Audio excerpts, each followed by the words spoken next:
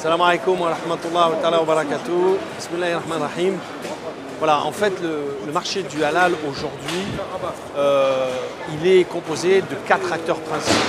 Le premier acteur principal, c'est notamment l'industriel. Ensuite, on a le contrôle, l'organisme de contrôle et de certification. Et on aura derrière le commerçant, donc petit ou grand.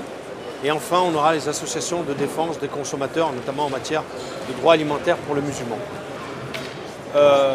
Si on prend les extrêmes, on est obligé de communiquer à l'industriel un cahier des charges à partir duquel l'association qui fait défendre les droits pourra contrôler que c'est bien respecté.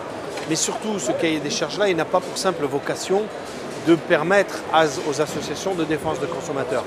Il a aussi de permettre aux commerçants, donc petits ou grandes distributions, d'apporter toutes les garanties à son client qui lui sera consommateur de produits halal. Il est très important par rapport à ça de comprendre que ce cahier des charges-là, s'il est unique, et les bases de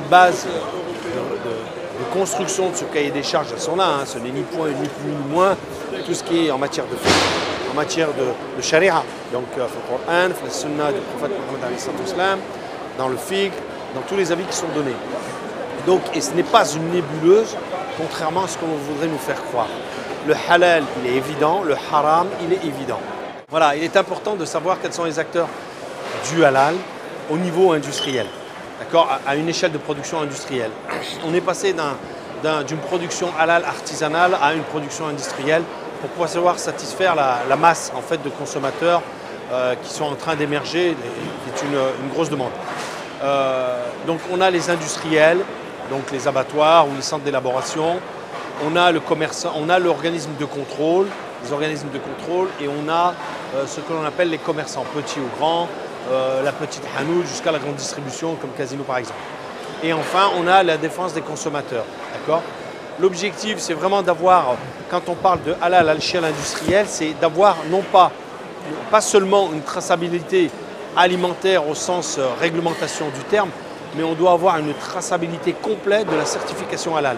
On doit savoir qui, où et comment a été fait, par qui, où et comment a été fait la certification halal. Et ça, aujourd'hui, tout le monde n'est pas en mesure de nous satisfaire, en tout cas de satisfaire le client final. Chez les industriels, on va avoir des gens qui ont une véritable volonté de bien faire du halal, mais qui parfois n'ont pas toutes les informations pour bien le faire. De l'autre côté, on a aussi des industriels qui ne souhaitent pas se compliquer la vie et qui aimeraient aller au plus simple. D'accord ? Donc là aussi, c'est problématique. Mais aussi en face, on a des organismes de contrôle qui n'ont pas tous la même pratique, le même guide de bonne pratique. Ça va passer d'un organisme de contrôle qui imposera un contrôleur in situ pour la certification conformément à la shahada sur le plan du hadith du prophète Mohammed à qui on lui demandait comment doit être fait la shahada.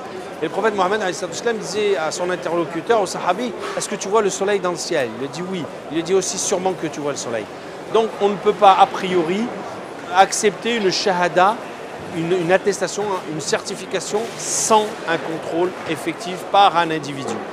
Voilà, il me semble qu'à partir de là, déjà sur le plan de la certification, c'est déjà important comme information à avoir. Par ailleurs, il y a une autre donnée qui est importante, c'est sur l'utilisation mécanique pour l'abattage ou bien sur l'utilisation de ce qu'on appelle des étourdissements, notamment de l'électronarcose.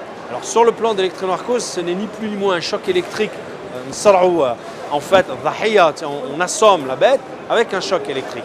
Donc il y en a qui disent, il y en a qui le font avant que la bête ne soit sagatée, soit égorgée, et il y en a qui le font après. Il y a irtilef là-dessus. Ceci dit, on est plus en train de tendre vers un abattage rituel avec un choc électrique post-jugulation. Mais en tout état de cause, il faudrait arriver à ce qu'il n'y ait pas de jugulation, sauf que en matière de volaille, de dinde particulièrement, et de poulet, c'est très difficile. C'est très difficile. Les bêtes se débattent et les sacrificateurs de Bahan eux-mêmes se retrouvent vraiment parfois en danger, où ils se prennent des coups d'ailes de dinde ça peut les marquer, ça peut les blesser. Et surtout, ça rend intenable. Donc après, Rasul alayhi salam, il a dit il faut couper les extrêmes et prendre le juste milieu. La communauté musulmane, et c'est sur ça que je m'arrêterai, est une communauté du juste milieu. Rasul alayhi salam قال asiru wa la yu'assiru. Facilitez les choses, mais ne les rendez pas par la contrainte. Il va de soi que le halal, c'est d'abord une position religieuse. C'est d'abord un acte de ibadah. Et à partir de là, chacun, Abd Rabb al-Alamin, va adorer son créateur et seul Dieu sera le juge. Wallahu a'lam. Wassalamu alaikum wa rahmatullahi wa barakatuh.